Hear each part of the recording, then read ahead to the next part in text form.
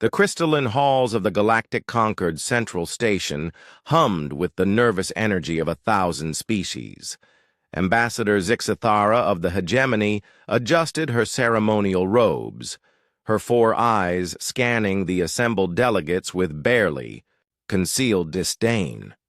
The emergency session had been called after humanity's latest territorial expansion, though she preferred to call it what it was: an act of war. "They grow too bold," hissed Counselor Veltalk, his serpentine form coiled in the chair beside her. "First the Kepler systems, now the entire Vega cluster. The humans consume worlds like the ancient plague swarms of Xerion Prime." Zixthara's mandibles clicked in agreement. The Terran Federation had been a minor curiosity when they'd first stumbled into galactic politics 50 cycles ago. A single-world species with primitive chemical rockets and delusions of grandeur. The Concord had offered them membership out of pity, expecting them to remain grateful junior partners for millennia. How wrong they had been. The massive doors at the chamber's far end began to iris open, and the assembled delegates fell silent. Through the portal walked 3 figures in simple black uniforms, their movements precise and unhurried. No ceremonial guards, no elaborate processions, just 3 humans walking like they owned the universe. Ambassador Elena Vasquez led the delegation, her graying hair pulled back in a severe bun. Behind her walked General Marcus Chen, whose scarred face had become infamous across a dozen sectors, and Dr. Sarah Kim, the physicist whose theoretical work had somehow become humanity's greatest weapon. "Honored delegates," Vasquez said as she approached the central podium, her voice carrying easily through the vast chamber. "Thank you for convening this emergency session. We understand there are concerns about recent Terran activities." High Arbiter Thexmon, his crystalline form refracting the chamber's light into rainbow patterns, leaned forward. "Concerns. You have violated 17 non-aggression pacts, invaded sovereign systems, and displaced billions of beings. This is not concern. This is condemnation." Vasquez smiled, and something about that expression sent chills through the watching delegates. "Your Honor, we have done nothing but exercise our rights under the expansion protocols established by this very Concord. Every system we've claimed was uninhabited." "Uninhabited by your definition," Zixthara interjected, rising from her seat. "You ignore mining operations, deep space habitats, scientific stations." "We ignore nothing," Chen interrupted, his voice cutting through the chamber like a blade. "We simply recognize that temporary installations do not constitute permanent settlement under galactic law, Section 4.7 Alpha." The chamber erupted in angry chittering, clicking and hissing from a dozen different species. How dare these upstart mammals quote their own laws back at them? But Vasquez raised her hand, and the humans waited patiently for the noise to subside. "However," she continued once quiet returned, "we recognize that our interpretation may seem aggressive to some members of this Concord, which is why we've come here today with a proposal." Dr. Kim stepped forward, activating a holographic display that filled the chamber's center. A 3-dimensional map of the galaxy appeared, with various colored zones marking different species' territories. The blue areas representing human space seemed to pulse ominously. "We propose a new framework for galactic governance," Kim announced. "One based on scientific merit, resource optimization, and practical realities."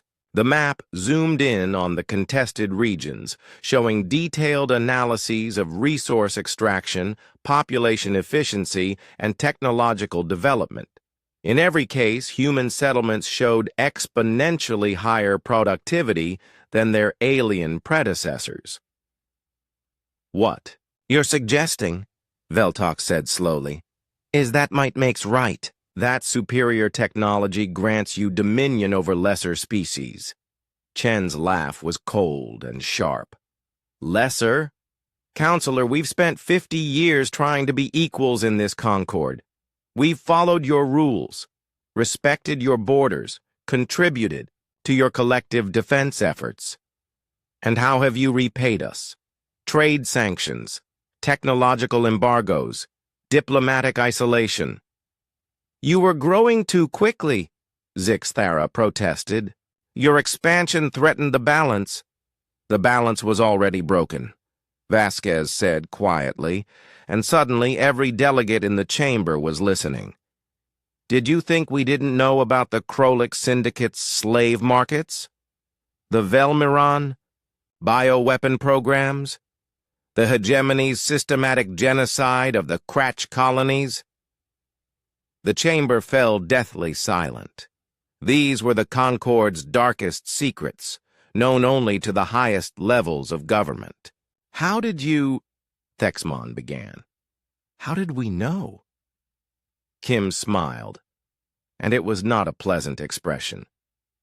Honored Arbiter, you've been thinking of humans as another alien species. That was your first mistake. She gestured, and the holographic display changed, showing vast networks of data streams, communication intercepts, and infiltration routes that spanned the entire galaxy. You see, unlike every other species in this Concord, humans didn't evolve on a paradise world. We come from a death world, where cooperation was the only path to survival, where every challenge was met not with individual brilliance, but with collective ingenuity. Chen stepped forward. While your species were perfecting art and philosophy, we were perfecting war. While you were establishing trade routes, we were learning to think like our enemies. While you were building monuments to your glory, we were building networks. The implications began to dawn on the assembled delegates. The humans hadn't just been expanding territorially, they had been expanding informationally, socially, economically. Every human diplomat, trader, scientist, and tourist had been gathering intelligence, building relationships, identifying weaknesses.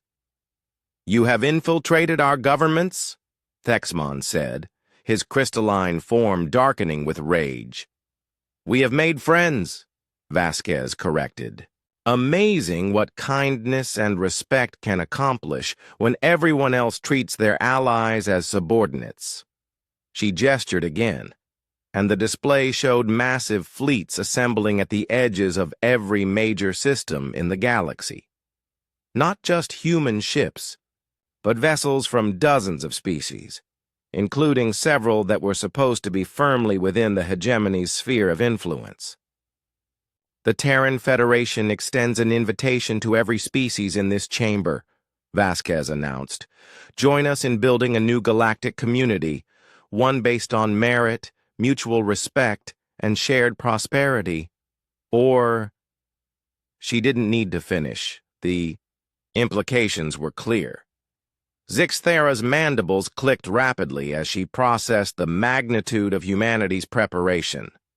This is madness! You cannot govern a galaxy! We don't intend to govern it, Chen replied. We intend to liberate it from corruption, from stagnation, from the artificial scarcity that keeps billions in poverty while the Concord's elite hoard resources. The chamber erupted again, but this time the tone was different. Fear mixed with anger, and underneath it, all a growing realization that the humans had already won. Dr. Kim's final words cut through the chaos like a scalpel.